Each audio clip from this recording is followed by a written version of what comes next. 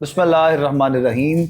अल्लाहुम्मा सल्लि अला सय्यिदिना व मौलाना मुहम्मदिन व बारिक वसल्लिम अलैहि। नाज़रीन मोहतरम, खुश आमदीद कहेंगे आप तमाम देखने और सुनने वालों को। प्रोग्राम आप लोग इस वक्त देख रहे हैं हय्य अलल फलाह अपने मेज़बान अबू बकर सुल्तानी के साथ। तमाम देखने वालों को, सुनने वालों को इंतहाई मोहब्बत और अक़ीदत के साथ सलाम पेश करते हैं। प्रोग्राम हय्य अलल फलाह आप लोग हर रोज़ देखते हैं, सुनते हैं और पसंद करते हैं। हमारी आप लोगों से मुलाकात इस प्रोग्राम के ज़रिए होती है। आप सब लोग जानते भी हैं हमारे इस प्रोग्राम के फॉर्मेट को। आपके सवालात, आप लोगों के मसाइल जो कि प्रोग्राम में शामिल किए जाते हैं और रहनुमाई की जाती है कुरान और सुन्नत और अहादीस की रोशनी में। मुख्तलिफ़ अंदाज में उलमा सादात हमारे साथ जो कि प्रोग्राम का हिस्सा हुआ करते हैं, जो आप लोगों की रहनुमाई करते हैं। उन्हीं में से एक ऐसी शख्सियत आज के प्रोग्राम में जिनको आप यकीनन पहले भी देखते हैं, सुनते हैं और पसंद करते हैं। बहुत खूबसूरत अंदाज में, इंतहाई हसन तरीक़े से आप रहनुमाई करते हैं अपने तमाम देखने और सुनने वालों की।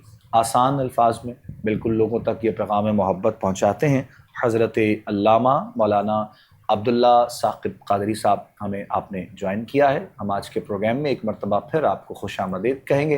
अस्सलामु अलैकुम वरहमतुल्लाहि वबरकातुहू। वालेकुम अस्सलाम रहमतुल्लाहि वबरकातुहू। जज़ाकल्लाह खैर। बहुत बहुत शुक्रिया अलामा साहब, एक मरतबा फिर आप तशरीफ़ लाए हमारे आज के प्रोग्राम में। लाइव कॉल्स, सवालात, मसाइल, तमाम चीज़ें प्रोग्राम में शामिल की जाती हैं। और उसके अलावा हमारी कोशिश होती है कि प्रोग्राम के वक्त में, इस दौरानिए में रहते हुए, हम मुख्तलिफ़ जो है वो मौज़ूआत पर भी साथ साथ बात कर सकें। और उसके अलावा पाकिस्तान के लिए, पाकिस्तान के अमन के लिए, सलामती के लिए, मुसलमानों के लिए, जहाँ जहाँ जो है वो मुसलमान बसते हैं पाकिस्तान में, पाकिस्तान से बाहर दुनिया के किसी भी कोने में, परवरदिगार आलम उन सब की हिफाजत फरमाए, सबको अपने हिफ्ज़ व अमान में रखे और हर तरह के मसाइल परेशानियों से जो है वो परवरदिगार हम सब को महफूज फरमाए। बहुत से दोस्त अहबाब, बहुत से लोग हमें जो ख़ास तौर पर दुआओं के लिए भी कहते रहते हैं, उन सब के लिए भी इंशाअल्लाह हम दुआगो हैं। और उसके साथ साथ अभी मौसम की भी कुछ सूरत हाल ऐसी है, मुकम्मल तौर पे जो है वो सर्दी की शिद्दत आ नहीं रही है और गर्मी जा नहीं रही है। लेकिन हालात कुछ ऐसे हैं कि अगर शहर लाहौर की बात की जाए तो शहर लाहौर की जो है वो रातों में तरह तरह के मुख्तलिफ जो है वो जो पकवान हैं और जो खाने पीने की बात अगर लाहौर की जाए तो मुकम्मल तरीन हमें वहाँ पर रश नज़र आता है। लेकिन मौसम बदलता हुआ मुकम्मल नज़र अभी नहीं आ रहा है। तो इस मौसम के वजह में बहुत सी बीमारियाँ भी जन्म ले रही हैं। तो हम अपने उन भाइयों को भी रिक्वेस्ट करेंगे, देखने वालों को, सुनने वालों को, SOPs का भी ख्याल किया जाए। डेंगू एक मरतबा फिर जो है वो सर उठाता है इन दिनों में, आप सब जानते हैं। और स्मॉग के हवाले से भी कुछ हालात व वाक़यात ऐसे चल रहे हैं, जो हवा में तब्दीली है, माहौल में तब्दीली है। पाकिस्तान गवर्नमेंट ने अपनी तरफ से बहुत से जो है वो इक़दामात किए हैं और किसी हद तक उसको रोका जाए। तो इंशाअल्लाह अल्लाह करीम सबको अपने हिफ्ज़ व अमान में रखे। ये बहुत सी ऐसी चीज़ें हैं जिनसे हम लोग बच सकते हैं। और अगर हम रूहानी एतबार से बात करें, इन तमाम चीज़ों से बचने का जो एक तरीक़ा है वो फ़कत अल्लाह और उसके रसूल की बारगाह में झुकने से है, पाबंदी सौम और सलात से है, कुरान की तिलावत से है। और ऐसी बीमारियों से, ऐसी परेशानियों से, ऐसी वबाओं से बचने के लिए जो मुख्तलिफ़ अंदाज में वज़ाइफ़ हैं या फिर SOPs पर अमल करना है, रूहानी तौर पर ख़ास तौर पर जो वज़ाइफ़ हैं, कुछ इंशाअल्लाह आज के प्रोग्राम में हम कोशिश करेंगे वो भी प्रोग्राम में जनाब क़िबला अब्दुल्ला साक़िब साहब से जानने की, साथ साथ उस पर भी रहनुमाई की जाए। और फिर इंशाअल्लाह कुछ सवालात भी होंगे, वो भी हम साथ साथ जो है वो पेश करेंगे आपकी खिदमत में सामने, ताकि आप उन पर भी रहनुमाई तमाम देखने और सुनने वालों की जो है वो साथ साथ कर सकें। और ये तमाम चीज़ें जो डिस्कस की जाती हैं, हमारी कोशिश होती है कि हम बहुत आसान अल्फाज में लोगों को इस बात को जो है वो समझा सकें, इस बात के हवाले से बता सकें।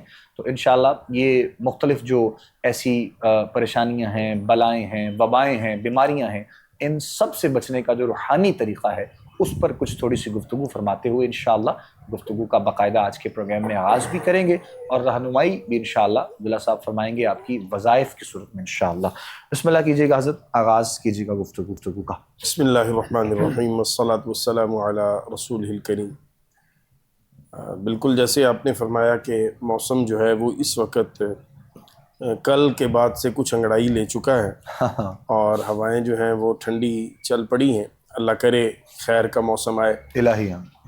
جہاں تک تعلق ہے بیماریوں کا، تو دیکھیے ابوبکر بھائی، موسم جب بدلتا ہے تو اس وقت یقیناً کچھ بیماریاں جو ہیں یہ ہر دفعہ ایفیکٹ کرتی ہیں، اور خاص کر بچوں کو اور بوڑھے احباب جو ہیں وہ زیادہ ان سے متاثر ہوتے ہیں.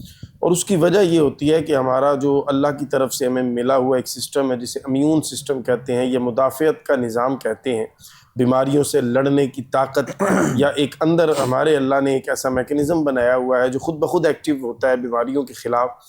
بچوں میں اور بزرگوں میں وہ کمزور پڑ جاتا ہے. اور آج کل تو نوجوانوں میں بھی چونکہ ہماری جو کھانے پینے کی عادات ہیں وہ کچھ ٹھیک نہیں ہے، مناسب نہیں ہے، جس کی وجہ سے ہمارا جو مدافعت کا نظام ہے وہ بڑا متاثر ہوتا ہے. اور جتنا آپ کا مدافعت کا نظام کمزور ہوتا ہے اتنا ہی پھر جلد آپ بیماری کی لپیٹ میں آتے ہیں. بالکل.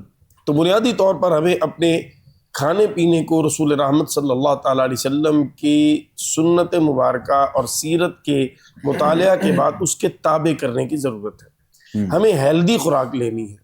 ہیلدی خوراک سے مراد یہ ہے کہ وہ کھانا جو آپ کو فائدہ دینے والا ہو. ہم آج کل جو زیادہ تر فوڈ لے رہے ہیں اس میں فائدہ کم ہے، صحت کم ہے، اور معذرت کے ساتھ بیماری کا عنصر زیادہ پایا جاتا ہے. سو ہمیں اپنی اصل کی طرف واپس آنا ہے، جسے آج کل کے جدید دور میں آرگینک کہتے ہیں، کہ آپ آرگینک فوڈز کی طرف آئیں، یعنی وہ چیزیں جو اللہ نے آپ کے لیے بنائی ہیں. فروٹ ہے، آپ دیکھیں 12 مہینے فروٹ آپ کو نہیں ملتا. زمین جو ہے وہ آپ کو مختلف ایام میں مختلف فروٹ دے رہی ہے، مختلف ایام میں مختلف سبزیاں دے رہی ہے. کوئی سبزی ایسی نہیں ہے، سبزی سے مراد وہ سبزیاں جو سالن کے میں یوز ہوں گی زیادہ تر، کہ جو 12 مہینے آپ کو اویلیبل ہے. موسم کے اعتبار سے اللہ نے سبزی پھل آپ کو اور مجھے دیا ہے. یہ بہت بڑا میسج ہے اللہ رسول کا. ہم اس کو اگنور کر دیتے ہیں. اگر ہر پھل ہر موقع اور ہر موسم سے مناسبت رکھتا ہوتا تو عام 12 مہینے کیوں نہیں ہے؟ انگور بہت پسند ہے لوگوں کو، 12 مہینے کیوں نہیں ہے؟ انار ہے، اسی طرح سیب ہے، اسی طرح آڑو ہے، دیگر جتنے نام لیتے چلے جائیں. میں چند مثالیں اس لیے نام لے رہا ہوں تاکہ سمجھنے میں آسانی ہو آپ کو. تو اللہ رب العزت نے جو نظام بنایا ہے، بنیادی طور پر میں عرض یہ کرنا چاہ رہا ہوں ہمیں اس نظام کے تابع ہونا پڑے گا. دین یہ چیزیں ہمارے لیے زیادہ نقصان دہ نہیں ہوگی. موسم کا بدلنا، رسول رحمت صلی اللہ تعالیٰ علیہ وسلم کی مبارک سنت جو ہے اس کو بڑے توجہ اور دھیان سے سنیے اور اپنی زندگی میں شامل کیجئے. رسول رحمت صلی اللہ علیہ وسلم کے جو کھانے پینے کا ٹائم ٹیبل ہے اسے فالو کیجئے. رسول رحمت صلی اللہ علیہ وسلم نے کھانے میں جن چیزوں کو پسند فرمایا ہے انہیں اپنی کھانے میں ڈائٹ میں شامل کر لیجیے. اور پھر رسول رحمت صلی اللہ علیہ وسلم نے اللہ کا شکر ادا کرنے کا جو طریقہ سکھایا ہے عبادت کی صورت میں اسے اپنا لیجیے. یہ 3 کام کہنے میں بڑے آسان سے ہیں، بڑے سادہ سے ہیں. جب آپ ان کی طرف بڑھیں گے تو پھر نہ جاتا موسم آپ کو تکلیف دے گا، نہ آتا موسم آپ کو تکلیف دے گا، بلکہ آپ ہر طرح کے موسم کے اثرات سے محفوظ رہیں گے. اب سموگ کو بھی دیکھیں نا آپ، سموگ ہے تو آپ اگر رسول رحمت صلی اللہ علیہ وسلم کی مبارک سنت پہ عمل کریں اور آپ وضو کا اہتمام رکھیں، بالکل، تو آپ اس کے جو اثرات ہیں اس سے کافی حد تک اپنے آپ کو محفوظ کر سکتے ہیں. ایک بندہ ہے وہ وضو کر ہی نہیں رہا، پورا دن گزر جاتا ہے. اور ایک بندہ ہے جو مسجد میں آ رہا ہے اور 3 ٹائم وضو کر رہا ہے، وہ ظہر بھی، عصر بھی، مغرب بھی، اور پھر عشاء بھی گھر جا کے کر رہا ہے. اب ایک بندے نے 5 ٹائم وضو کیا دن میں اور ایک بندے نے 1 دفعہ یا 2 دفعہ صرف ہاتھ منہ دھویا ہے، تو فرق تو پڑے گا.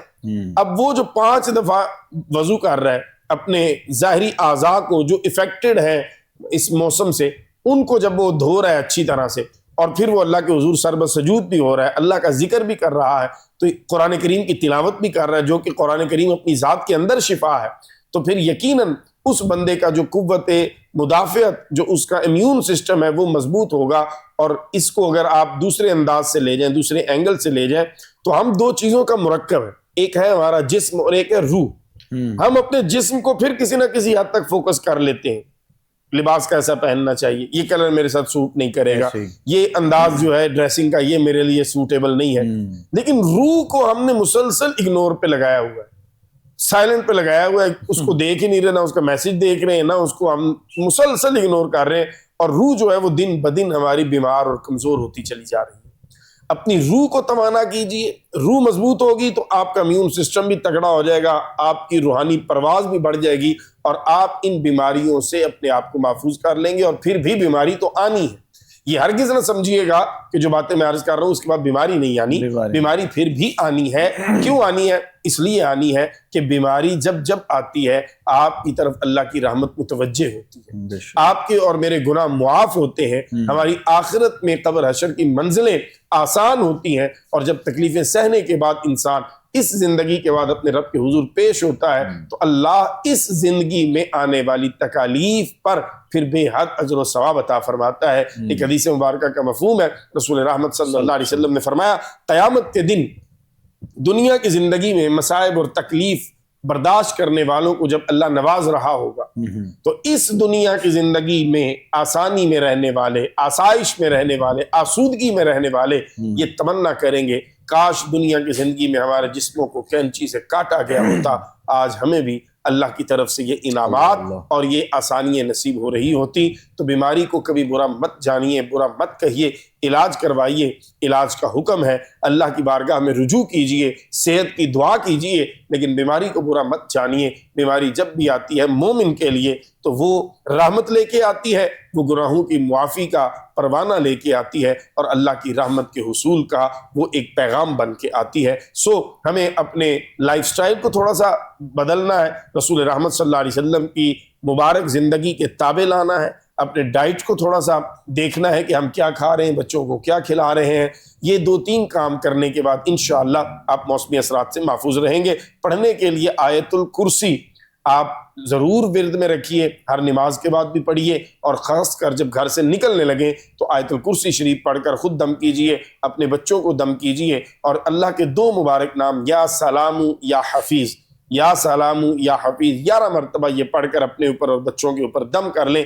انشاءاللہ اللہ تعالیٰ باہر کی جو ماحولیاتی آلودگی ہے، صوتی آلودگی ہے، پولوشن ہے، اس سے آپ کو حفاظت عطا فرمائے گا، اور آپ مختلف بیماریوں سے، تکلیفوں سے انشاءاللہ اللہ کے کلام کی برکت سے ایک حفاظتی حصار کے اندر آ جائیں گے، جس سے آپ محفوظ رہیں گے انشاءاللہ۔ اچھا، ابھی آپ بات کر رہے تھے قبلہ بیماریوں کے حوالے سے، اور پھر بیمار ہونا، اور اس کے بعد یہ ہم سنتے چلے آتے ہیں کہ گناہوں کا جھرنا، گناہ جھرتے ہیں بیماری سے، اور بہت سے لوگوں کو اس حوالے سے جو کنسیپٹ ہے، مطلب اس کی جو حقیقت ہے وہ قرآن و سنت میں ہمیں کس حد تک نظر آتی ہے؟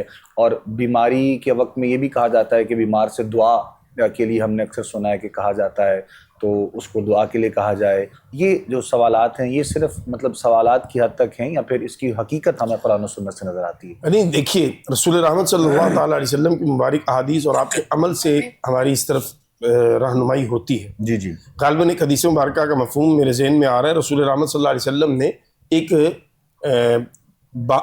اس کے جو موسم ہوتا ہے خزاں کا، اس میں ایک درخت کے شاخ کو پکڑ کے ہلایا، اور وہ جو سوکھے پتے تھے بڑی تیزی کے ساتھ زمین پہ گرے، تو رسول رحمت صلی اللہ علیہ وسلم نے فرمایا کہ بخار میں انسان کے گناہ ایسے جھڑتے ہیں جیسے اس شاخ کو ہلانے سے اس کے پتے جھڑے ہیں۔ اسی طرح ایک اور حدیث مبارکہ کا مفہوم ہے، رسول رحمت صلی اللہ علیہ وسلم نے فرمایا کہ اگر مومن کے پاؤں میں کانٹا بھی چبھے تو اس کی تکلیف بھی اللہ کی بارگاہ میں اس کے لیے آسانی اور راحت کا ذریعہ ہے، وہ بھی اللہ تعالیٰ کی بارگاہ سے ایسے رائے گاں نہیں جاتی۔ اور جہاں تک تعلق ہے بیمار سے دعا کروانے کا، تو دیکھیے بیماری کی حالت میں انسان اپنے اللہ کو یاد کر رہا ہوتا ہے، اور اللہ کی رحمت بھی اپنے بندے کی طرف متوجہ ہوتی ہے۔ جب اس کی زبان پہ اللہ کا ذکر ہوتا ہے، وہ تکلیف میں اپنے اللہ کو پکار رہا ہوتا ہے، تو ایسی حالت میں جب ایک مریض اپنی بیماری کی وجہ سے اپنے اللہ کے قریب ہے اور اللہ کی رحمت اس کی طرف متوجہ ہے، وہ اگر آپ کے لیے دعا کرتا ہے تو یقیناً اس کی دعا جو ہے وہ اللہ کی بارگاہ میں پہنچ رہی ہے، اور اللہ کی طرف سے جو رحمت اس کو میسر ہے اس کا کچھ حصہ یقیناً جس کے حق میں وہ دعا کر رہا ہے اس کو بھی میسر ہوگی۔ ایسی مسافر کی دعا، مسافر بھی غریب الوطن ہے، اپنے گھر سے باہر نکلا ہوا، اور سفر جتنا بھی آسان ہو جائے ابو بکر بھائی، سفر جو ہے وہ ہوتا ہی تکلیف والا ہے، بالکل ایسا، پریشانی والا ہوتا ہے. کئی معاملات ایسے بن جاتے ہیں سفر میں کہ جو آپ کے لیے بڑی پریشانی اور تکلیف کا ذریعہ بن جاتے ہیں. اور بندہ مومن جب بھی تکلیف میں ہوتا ہے وہ اپنے اللہ کے قریب ہوتا ہے. تو یہ بالکل حقیقت ہے، اس میں کوئی ایسی بات نہیں ہے کہ جس میں کوئی کنفیوز ہوا جائے. آپ مظلوم سے، آپ مسافر سے اور آپ بیمار سے اگر دعائیں لے لیں، کروائیں نہیں، دعائیں لے لیں، تو یقیناً وہ دعائیں آپ کو بہت فائدہ دے رہی. بالکل ایسے ہی. اور یہ جو کہ ہم اس پر بات بھی کر رہے ہوتے ہیں اور سنتے ہیں لوگوں سے، یعنی اس چیز کی حقیقت علامہ صاحب نے بیان کی ہے کہ صرف یہ سوالات کی حد تک یا سننے کی حد تک نہیں ہے. سرکار دو عالم صلی اللہ علیہ وآلہ وسلم کے جو ہے وہ فرمان کے مطابق آپ نے اس پر دلیل دی ہے، اس پر بات کی ہے. اور دیگر تمام ایسی چیزیں ہیں جو لوگوں کے ذہن میں کانسیپٹ ایسا ہوتا ہے. اور لیکن خاص طور پر جس طرح ہم ابھی جو کہ آپ نے بات کی کہ سفر جو ہے وہ ہوتا ہے اور جیسا بھی ہو اس میں کوئی نہ کوئی مسئلہ ہو، کوئی پریشانی ہو، کوئی نہ کوئی ایسا مرحلہ آ ہی جاتا ہے. کچھ چیزیں ایسی ہوتی ہیں کہ جو اللہ رب العزت کی طرف سے انسان کی زندگی میں ہوتی ہیں، لیکن کچھ تو ایسی ہیں کہ جن کو خود سے ہم لوگ بنا لیتے ہیں. تو بعض اوقات ہم نے ایسا بھی دیکھا ہے سفر کے دوران بھی لوگ جو ہے وہ اپنے لیے خود مشکلات کو جو ہے وہ اکٹھا کرتے ہیں. تو ایسے بھی لوگوں سے چاہیے کہ اس وقت میں بھی آپ کو چاہیے کہ آپ جب سفر میں ہوتے ہیں تو آپ اللہ کے قریب ہوتے ہیں. بے شک. تو اس وقت میں بھی آپ جو ہے وہ قرآن کی تلاوت اور وظائف اور ایسی چیزیں ضرور کرتے رہا کریں. ہم بعض اوقات آپ دیکھ رہے ہوتے ہیں کہ ناردرن ایریاز میں، پہاڑی علاقے میں اگر ہم لوگ جائیں تو بہت جو ایسی خطرناک کوئی جگہ ہوتی ہے، پہاڑی جگہ جہاں پر ہوتی ہے، تو وہاں پر باقاعدہ دیواروں پہ یہ لکھا ہوتا ہے کہ موسیقی نہیں، قرآن سنو. یہ ایک خاص جملہ وہاں پہ لکھا ہوتا ہے. وہ اس لیے لکھا ہوتا ہے چونکہ جب انسان گھر سے نکلتا ہے تو اپنی فیملی کے ساتھ ہو، دوستوں کے ساتھ ہو، ایک ایسے ماحول میں ہوتا ہے، گاڑی میں ہوتا ہے، تو ایک شیطان کا بھی اس میں جو ہے وہ بڑا عنصر اس میں شامل کیا جاتا ہے. تو وہ تمام چیزوں کو مد نظر رکھتے ہوئے ان تمام چیزوں کا خیال کرنا چاہیے تاکہ آپ بخیر عافیت اپنی منزل مقصود تک بھی پہنچ سکیں اور کسی نہ کسی ایسے مسئلے سے، پریشانی سے بھی آپ لوگ جو ہے وہ بچ سکیں. ہم دعا گو ہیں انشاءاللہ آپ سب کے لیے پروردگار عالم خاص مہربانی فرمائے، کرم نوازی فرمائے. کچھ سوالات بھی واٹس ایپ پہ جو ہمیں ملتے رہتے ہیں ان کو بھی ہم شامل کرنے کی کوشش کر رہے ہوتے ہیں اپنے وقت میں رہتے ہوئے، تو انشاءاللہ ان پر بھی ساتھ ساتھ جو ہے وہ بات کی جاتی ہے.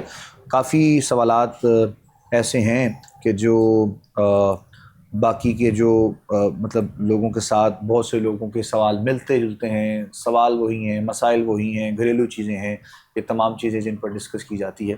تو بہت سے لوگوں کا ایک تو قرض کے حوالے سے، ادائیگی کے حوالے سے بہت سے لوگوں کا سوال ہے. تو میں چاہوں گا کہ پہلے اس کے لیے کچھ رہنمائی جو ہے وہ فرمائی جائے. اور قرض کے حوالے سے بھی ایک ایسے سسٹم ہے کہ ایک نارملی معاشرے میں رہتے ہوئے آپ لوگوں کو کسی نہ کسی وقت میں ضرورت انسان کو پیش آ ہی جاتی ہے. تو ایک دوسرے کے کام آ جانا یہ ایک بہت اچھی بات ہے، اچھا عمل ہے، نیک عمل ہے. لیکن جو ہے وہ اس کے بعد جو آپ کا رویہ ہوتا ہے قرض لینے اور دینے والے کے درمیان، وہ ایک بڑا عجیب سا ہوتا ہے. تو کچھ قرض کی ادائیگی کے حوالے سے پہلے رہنمائی ضرور فرمائیں. جی بالکل بکر بھائی، اس میں یہ بنیادی طور پر جو ہماری رہنمائی اسلام نے کی ہے وہ یہ ہے کہ جب آپ کسی ایسی نوبت میں پہنچ جائیں کہ آپ کو مجبوراً قرض لینا پڑے، تو یہ کوئی پسندیدہ عمل نہیں ہے اسلام کی نظر میں. بالکل ٹھیک. پہلے تو یہی ہے کہ آپ محنت کریں کسب حلال کی اور اپنے معاملات کو آپ اعتدال کے ساتھ لے کے چلیں اور کچھ نہ کچھ سیونگ اپنی کریں تاکہ جس میں آپ اللہ نہ کرے کوئی مشکل حالات آئیں تو آپ اس کو مینیج کر لیں. لیکن اگر ایسی صورتحال بن گئی کہ آپ مجبور ہیں، آپ نے قرض لینا ہے، تو سب سے بنیادی چیز جو ہے وہ ذہن میں رکھیے گا کہ قرض لیتے وقت اسے لوٹانے کی نیت اور ارادہ ہو آپ کا. ارادہ ہو، بالکل ٹھیک ہے. اور پھر جب آپ قرض لیں اور آپ اس کو ادا کرنے کی فکر کریں اور اللہ سے مدد مانگیں تو اللہ تعالیٰ آپ کی مدد فرماتا ہے اور آپ اس قرض کی ادائیگی کر پاتے ہیں. لیکن اگر آپ کی نیت میں فطور ہوا تو پھر آپ اس قرض کو ادا نہیں کر پائیں گے. یہ بنیادی طور پر اسباب ہی ایسے نہیں ہوں گے کہ آپ ہوں گے ہی نہیں. اور اگر آپ کے پاس پیسے ہوں گے بھی تو آپ کا حوصلہ نہیں پڑ رہا ہوگا.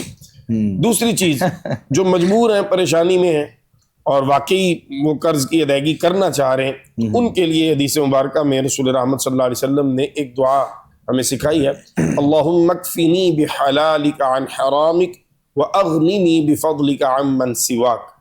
آپ اس کو گوگل پہ بھی سرچ کر سکتے ہیں کہ قرض کی ادائیگی کی دعا حدیث مبارکہ میں، تو یہ آپ کے سامنے کھل جائے گی. اللہم اکفنی بحلالک عن حرامک واغننی بفضلک عن من سواک. اس دعا کو ہر نماز کے بعد پوری توجہ کے ساتھ اپنے اللہ کی بارگاہ میں دامن سوال پھیلا کر عرض کیجئے. انشاءاللہ اللہ تعالی غیبی طور پہ آپ کی مدد فرمائے گا اور آپ اس قرض کی ادائیگی کے قابل ہو جائیں گے. ان سے بھی گزارش کرنا چاہوں گا جو قرض لیتے ہی اس نیت سے ہے کہ میں نے واپس نہیں کرنا، بھلے وہ 100 روپے ہے، 50 روپے ہیں، 10 روپے ہیں یا وہ کروڑوں میں. یاد رکھیے گا قیامت کے دن بڑا تکلیف دہ منظر آپ کی اور میری نگاہوں کے سامنے ہوگا. رسول رحمت صلی اللہ تعالی علیہ وسلم نے صحابہ کبار علیہم الرضوان سے سوال فرمایا کہ سب سے بڑا مفلس کون ہے، غریب کون ہے؟ صحابہ کرام علیہم الرضوان نے عرض کیا اے اللہ کے نبی صلی اللہ علیہ وسلم، جس کا کام نہ ہو، جس کے پاس وسائل نہ ہو، جس کا گھر نہ ہو، وغیرہ وغیرہ. رسول رحمت صلی اللہ علیہ وسلم نے فرمایا نہیں، یہ بڑا غریب نہیں ہے. غریب تو ہے لیکن بڑا غریب نہیں ہے. عرض کی کہ پھر آپ ارشاد فرمائیے. رسول رحمت صلی اللہ علیہ وسلم نے فرمایا سب سے بڑا غریب میری امت کا وہ ہے جو قیامت کے دن اللہ کے حضور جب لایا جائے گا تو نیکیاں پہاڑوں کی صورت میں اس کے ساتھ ہوں گی. بہت نیکیاں کر کے آیا ہوگا، بڑی نمازیں ہوں گی، بڑے روزے، صدقہ، خیرات، حج، زکوٰۃ، سب کچھ ہوگا. فرمایا جب اللہ کی بارگاہ میں اسے پیش کیا جائے گا تو وہ بار بار اپنی نیکیوں کو دیکھ کر شکر ادا کر رہا ہوگا، تھوڑا سا اترا رہا ہوگا کہ بڑی نیکیاں لے کے آئے ہوں اپنے مالک کے حضور. کہ ایک شخص حاضر ہو جائے گا، عرض کرے گا اللہ دنیا میں اس نے فلاں میرے ساتھ زیادتی کی، میرا حق مارا، مجھے آج انصاف چاہیے. اب قیامت کے دن کا انصاف کیا ہوگا؟ ظاہر ہے بندے نے مفت میں تو معاف کرنا نہیں، کرنسی آپ کے پاس ہے نہیں کہ آپ نے قرض لیا ہوا آپ دے دیں گے. اب کیا ہوگا؟ اب آپ کی نیکیاں اس کو دی جائیں گی، وہ پہاڑ کم ہونے شروع ہو جائیں گے نیکیوں، اس قرض کے بدلے میں، اس قرض کے بدلے میں، اس گالی کے بدلے میں، اس دل آزاری کے بدلے میں، اس فراڈ کے بدلے میں، اس 2 نمبری، یعنی جو بھی آپ نے کسی کا حق مارا ہوگا. ایک بندہ جائے گا، دوسرا آئے گا، تیسرا آئے گا. فرمایا کرتے کرتے اس کی نیکیاں ختم ہو جائیں. نیکی کرنا کتنا مشکل ہے آج کے دور میں، یہ بات سمجھنا سمجھانا کوئی بڑا مشکل امر نہیں ہے. نماز ہم سے نہیں پڑھی جاتی، قرآن کریم کی تلاوت ہماری زندگی میں نہیں ہے، تو کبھی اگر نماز ہم پڑھ لیں، اللہ کی توفیق سے سجدہ کر لیں اس کی بارگاہ میں، اور قیامت کے دن پتہ چلے وہ بھی ہماری نہیں. وہ فجر میں اٹھ کے سردیوں میں وضو کر کے اللہ کی بارگاہ میں کھڑے ہو جائے بندہ، اور بعد میں اس نماز کو سنبھال نہ سکے، حفاظت نہ کر سکے اپنی زبان کی وجہ سے یا اپنے ہاتھ کی وجہ سے. رسول رحمت صلی اللہ علیہ وسلم فرماتے ہیں کہ ساری نیکیاں ختم ہوں گی لیکن ابھی حقدار کھڑے ہوں گے. اب کیا ہوگا؟ فرمایا دوسرے مرحلے میں ان کے گناہ اس کے کھاتے میں ڈلنے شروع ہو جائے. اور پھر حدیث کا آخری حصہ یہ ہے کہ وہ شخص جو نیکیوں کے پہاڑ لے کے آیا ہے، گناہوں کے پہاڑ لے کر جہنم میں گرا دیا جائے گا. فرمایا یہ میری امت کا سب سے بڑا مفلس ہے. اللہ اکبر. اس لیے کسی کا قرض دینا ہے، ہاتھ جوڑ کے ادا کیجیے. کسی کا 2 نمبر طریقے سے مال ہتھیایا ہے کہ ظلمن کسی کا مال رکھا ہوا ہے، ہاتھ جوڑ کے واپس کیجیے، معافی بھی مانگیے، ورنہ آخرت میں جب اللہ کی بارگاہ میں آپ کو اور مجھے حساب دینا پڑے گا تو پھر اس میں بڑی تکلیف ہمارے لیے ہوگی. یہاں پر تو ویسے ہی معاشرے میں لوگ جو ہے وہ بھول بھی جاتے ہیں، اور آپ کی والی بات ہے کہ اگر یاد بھی ہو تو پھر کوشش کرتے ہیں کہ اگلا ہی بھول جائے. جی، تو کوئی ایسا ہی معاملہ جو ہے وہ پیش آ جائے. بعض اوقات مطلب بات چونکہ فرمان ہے وہ کی جائے جس پر عمل بھی کیا جائے، اور بعض اوقات کچھ چیزیں اوپر نیچے ہو بھی جاتی ہیں انسان سے. ہاں اگر آپ کو کوئی ویلڈ کوئی مسئلہ ہے، کوئی آپ کے ساتھ کوئی پریشانی ایسی ہے تو چیز سمجھ میں آتی ہے، بات سمجھ میں آتی ہے کہ کچھ ایسا معاملہ بن گیا ہے. اور جب آپ کے ساتھ کوئی ایسا حقیقی معاملہ ہوگا تو جو اگلا بندہ ہے وہ بھی سمجھ لیتا ہے. بالکل ایسے. لیکن ہاں آج کل معاشرے میں تو ہمارے ہاں ان چیزوں کو بہت نارمل لیا جاتا ہے، اور دیر سویر کرنا، 2 سے 4، 4 سے 6، 6 سے 10، 12 دن کرنا، یہ ایک بہت معمولی. دیکھیں نا آپ کے پاس وکر بھائی آپ نے قرض لیا ہو، جی، اور آپ نئے ماڈل کی گاڑی لے آئے. صحیح. اب قرض والا جو ہے وہ تو دیکھے گا نا، اور اس کا جینون یہ پھر ہوگا کہ بھائی میرے پیسے دے نہیں رہا. بالکل ہے. اور گاڑی تو نئے ماڈل کی لے آیا. اچھا وہ پھر پتہ کیا کہے گا؟ وہ پھر آگے سے یہ بھی کہتے ہیں کہ اگر جو مانگنے والا ہے جس کو اپنا پیسے لینے ہیں تو وہ کوئی کام بتاتا ہے یا کوئی چیز بتاتا ہے، تو وہ پھر آگے سے ان کو کہتے ہیں کہ آپ نے میرے ہی پیسوں سے یہ کام کرنا ہے یا میرے ہی پیسوں سے یہ سب چیزیں کرنی ہیں، بجائے اس کے کہ اس کو قرض کی ادائیگی کی جائے یا اس کے بارے میں سوچا جائے. اور حقیقت بات میں آپ کو بتاؤں کہ جب آپ سوچتے ہیں یعنی کہ ادا کرنے کا تو پھر اسباب بھی کہیں نہ کہیں سے بن جاتے ہیں کوئی شک کہ آپ کو پتا ہو کہ آپ نے دینے ہیں کسی کو. تو یہ ویسے ہی چونکہ ایک عمل بہتر بھی نہیں ہے جس طرح راوت صاحب نے بتایا ہے, لیکن اگر کبھی کوئی ایسی سچویشن بن جاتی ہے تو اس پر جو ہے وہ مطلب دیکھا جائے معاملات کو تو وہ پھر ایک الگ چیز ہے. قرض کی ادائیگی کے حوالے سے علامہ صاحب نے رہنمائی بھی کر دی ہے اور وظائف کی صورت میں بھی کچھ چیزیں بتا دی ہیں, اور کوشش کی جائے کہ انسان کو اپنی زندگی میں جو ہے وہ ان سانسوں کے ہوتے ہوئے جب تک یہ سانسیں چل رہی ہیں تو جو بھی ایسے آپ کے معاملات ہیں ان کو مکمل جو ہے وہ ادا کر دیا جائے, بجائے اس کے کہ جو ایک آپ نے بتایا اور بیان کیا اور اس وقت میں جب آپ کا جو حساب کا وقت ہوگا تو پھر جب چیزیں ایسی ہو جائیں تو یقیناً اس وقت کوئی سہارا اور کوئی ایسا معاملہ نہیں ہوگا. اعمال ہی ہمارا سہارا بنیں گے انشاءاللہ, جو اعمال ہم معاشرے میں زندگی میں رہتی دنیا میں کر جائیں گے اللہ کے فضل و کرم سے انشاءاللہ. مزید ہم جو ہے وہ آگے بڑھتے ہیں جی, اور بہت سے لوگوں کی طرف سے جو ہے وہ سوالات بھی ہیں. ایک ہمارے بھائی ہیں, انہوں نے سوال کر رکھا ہے, ان کے میسیجز ویسے بھی مجھے پرسنل بھی جو ہے وہ مل رہے تھے, آ رہے تھے. یادداشت کے حوالے سے یہ کہتے ہیں کہ مجھے چیزیں بھول جاتی ہیں اور بعض اوقات میرے لیے پریشانی بھی جو ہے وہ بن جاتی ہے, تو کچھ اس حوالے سے مجھے بتائیے کہ میری جو ہے وہ یادداشت جو ہے وہ مضبوط. اچھا, یادداشت کا جہاں تک تعلق ہے بکر بھائی, اللہ تعالیٰ ایک تو محفوظ فرمائے سب کو ہی, لیکن اس میں بھی ایک چیز ذہن میں رکھنی چاہیے ہمیں کہ ایک تو زندگی جب بڑھتی ہے آگے تو پھر ظاہر ہے انسان جسمانی طور پر ہر صلاحیت اس کی کمزور اور کم ہوتی ہے, لیکن اگر جوانی میں یہ معاملہ ہو تو پھر ہمیں تھوڑا سا اپنے معاملات کی طرف توجہ کرنے کی بھی ضرورت ہوتی ہے. یعنی اگر آپ اللہ کی نافرمانی میں ہیں تو پھر اس سے یادداشت پہ بڑا ایفیکٹ آتا ہے, اور اگر آپ توبہ کر لیں سچی اور اللہ کی فرمانبرداری کے راستے پہ آ جائیں تو کافی حد تک آپ کا یہ مسئلہ حل ہو جاتا ہے.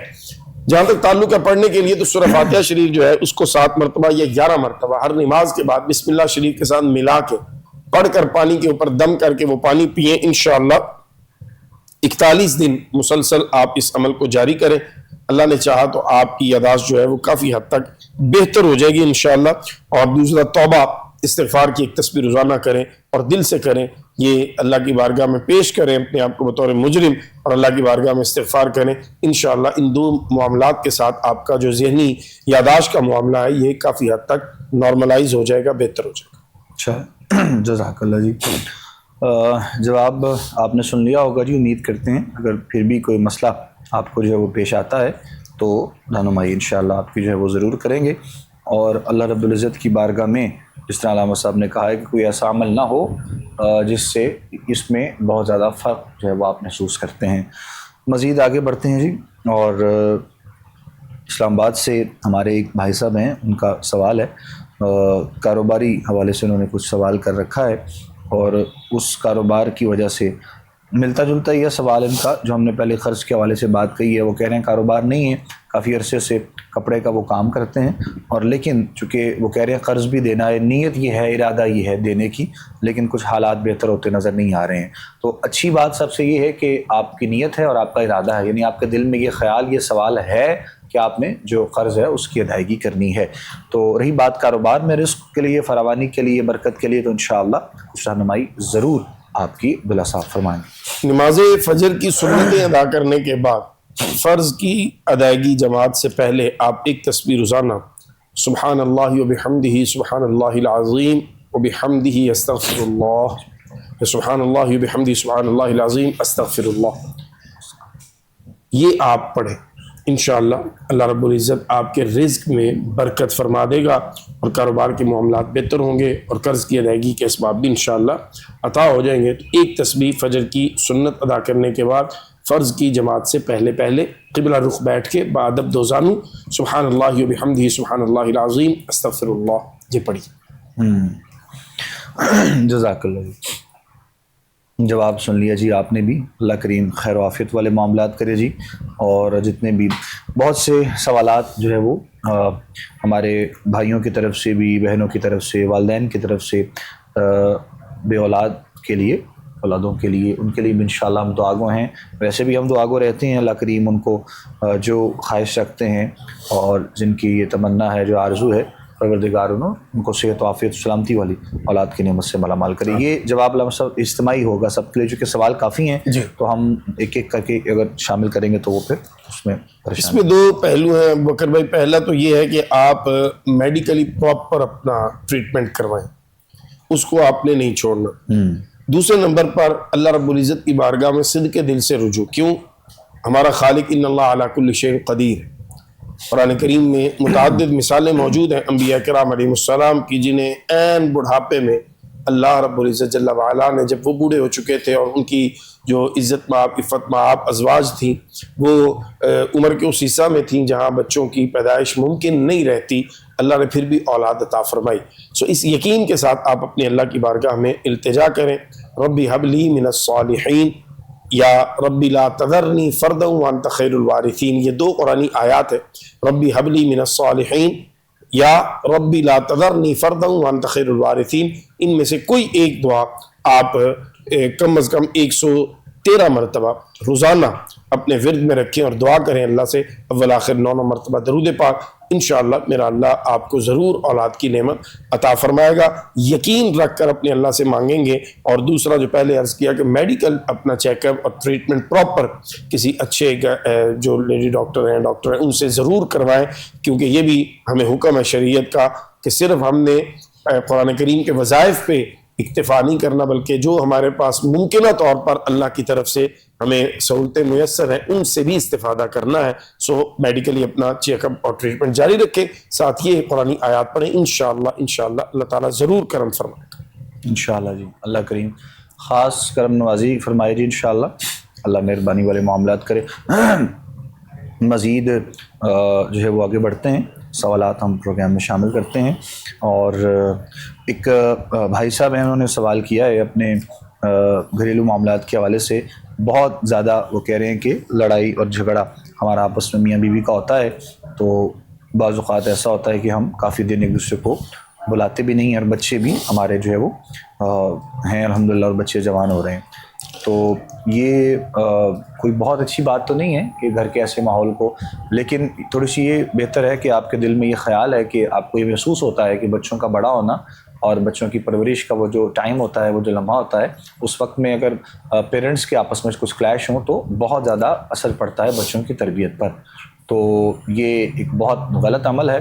اگر آپ کی طرف سے کچھ ہوتا ہے تو یقیناً جو میاں اور بیوی کے حقوق ہیں، جس پر ہم لوگ بارہا مرتبہ بات کر چکے ہیں قرآن و سنت کی احادیث کی روشنی میں، تو اس میں بہت سی چیزیں آتی ہیں. لیکن ہمارے ہاں معاشرے میں مسئلہ یہ ہے کہ کسی جگہ پر مرد یہ سمجھتا ہے کہ اس کے ساتھ تمام چیزوں کو جو ہے وہ کمپیئر کیا جائے. بعض اوقات خواتین یہ سمجھتی ہیں کہ ہماری ایسی باتوں کو سمجھا جائے. تو یہ جب دونوں چیزوں سے لیول نہیں ہوتا ہے، چیزیں برابر نہیں ہوتی ہیں، تو پھر تو کلیش ہی ہوتے ہیں. تو بہرحال آپس میں برکت کے لیے، کچھ اتفاق، پیار، محبت کے لیے رہنمائی انشاءاللہ ضرور آپ کی بلاسا فرمائیں. اصل میں دیکھیں آج کل ہر بندہ جو ہے نا وہ ذہنی طور پر ایک ایسی کیفیت میں سے گزر رہا ہے کہ جس میں ہم اپنی جو خوشی کے لمحات ہیں ان کو بھی ضائع کر دیتے ہیں.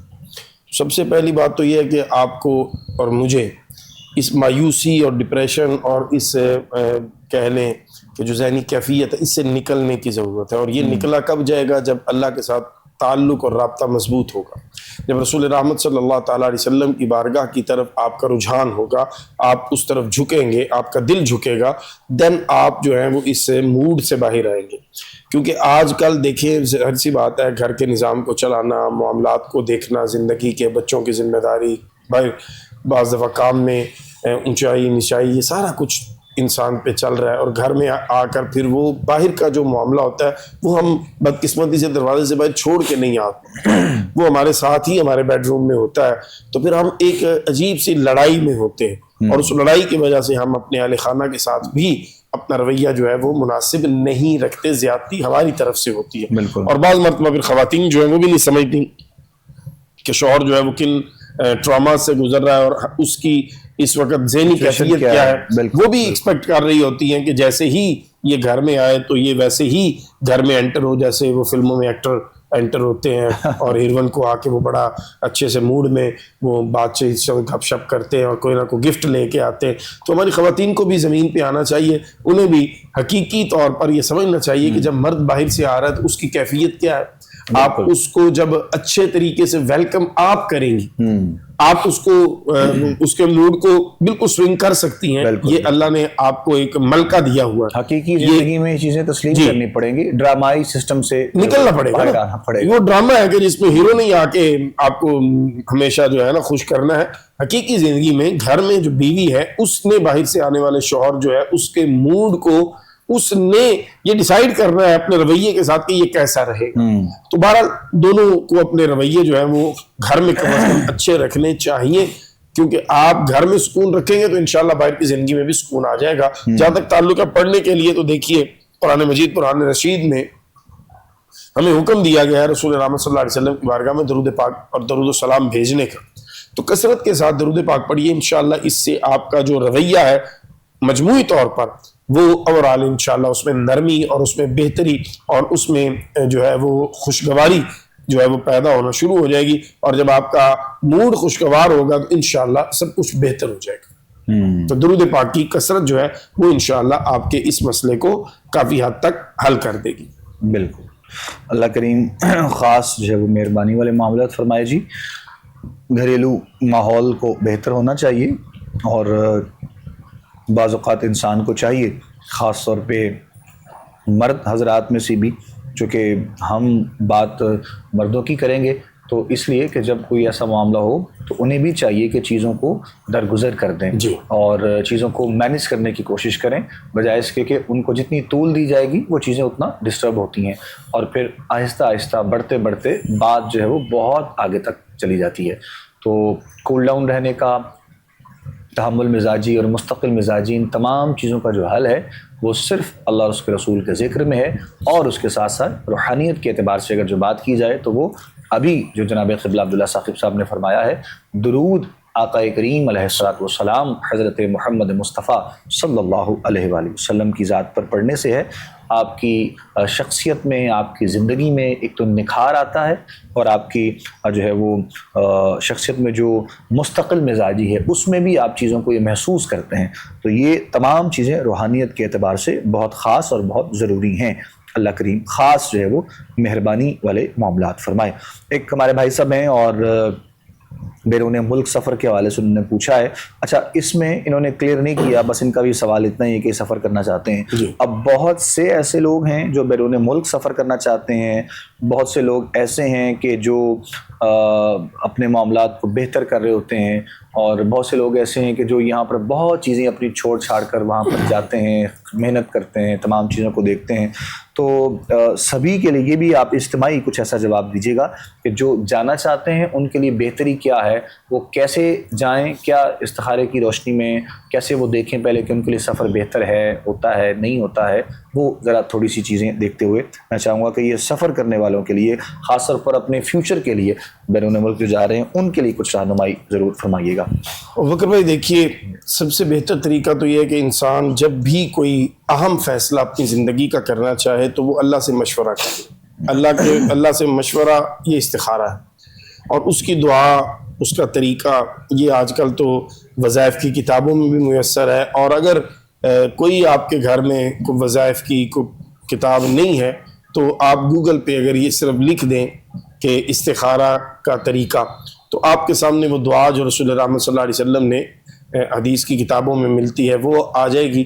اس کا طریقہ کیا ہے, آپ نے عشاء کی نماز کے بعد 2 رکعت نفل ادا کرنے ہیں, اللہ کی بارگاہ میں اس دعا کو پڑھ کر اپنی عرضی پیش کرنی ہے کہ اے اللہ, میں تیرا عاجز بندہ اپنی زندگی کا یہ فیصلہ لینا چاہ رہا ہوں, تیرا میرے لیے حکم کیا ہے کہ میں اس کام میں جاؤں یا نہ جاؤں. اس کے بعد آپ نے داہنی کروٹ پہ قبلہ رخ ہو کر بغیر کسی سے بات کیے سو جانا ہوتا ہے. زیادہ سے زیادہ 3 دن میں آپ کو خواب میں اشارہ کوئی نہ کوئی مل جاتا ہے, جس میں پھر آپ کسی بھی عالم سے کنسیڈر کر سکتے ہیں جو بھی آپ دیکھیں کہ یہ دیکھا ہے میں نے, اس میں کیا میرے لیے حکم موجود ہے یا کیا میرے لیے اس میں کرنے کی اللہ کی طرف سے مجھے اجازت ملی ہے. تو اس کی روشنی میں پھر آپ اپنے اس معاملے کو, وہ کاروبار کا ہو, وہ باہر جانے کا ہو, آپ کر سکتے ہیں. تو یہ مسنون طریقہ ہے رسول رحمت صلی اللہ تعالیٰ علیہ وسلم سے. اس کے علاوہ دیگر انداز بھی ہیں.